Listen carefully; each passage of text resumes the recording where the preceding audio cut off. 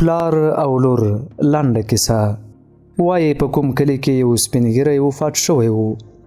د غسل او کفن وروسته چې کله جنازه تیاره شوه او جنازه یې پورته شوه، نو په دې وخت کې له کوم لوري یو مسافر راغی او د کټ پښه یې ونیوله چې تر هغه وخته مړی نشي ښخولی چې زما 15 لکه روپۍ قرض یې رانه کړي.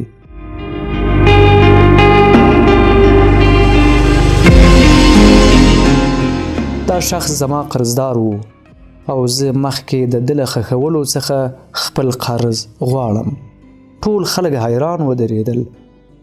د مړي زامنو وویل چې پلار خو موږ ته د قرض په هکله څه نه و ویلي چې دی قرضدار دی، نو موږ دا قرض نه منو او نه یې ورکوو.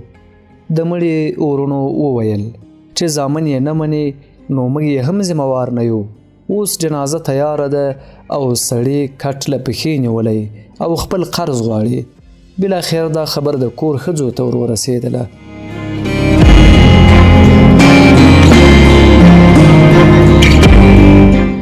د مرحوم یوه لور وه چې هغه کله خبره شوه، خپل ټول سره زر او نغدې پیسې را جمع کړلې او قرض غوښتونکي ته یې ور ولېږلې چې دا واخله، دا سره زر خرڅ کړه چې څومره قرض دې پاته شو هغه به هم زر تر زره درکړم، خو د خدای په خاطر زما د پلار جنازه پرېږده چې خاورو ته یې وسپارې. قرض غوښتونکي ته چې کله دا خبر را ورسېده نو خلکو ته یې مخ را واړولو او ورزیاته یې کړه.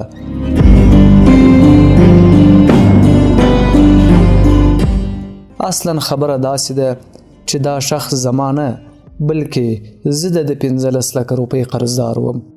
زه راغلی وم چې د ده امانت ور وسپارم، خو دلته خبر شوم چې دی وفات شوی. دا چې ما د ده وارثان نه پیژندل نو د دې لپاره مې دا ډرامه وکړله او زه پوه شوم چې د مرحوم نه صرف یوه لور پاتې ده، کوم زوی او ورور نه لري، نو دغه 15 لکه به یې لور ته ورکړم.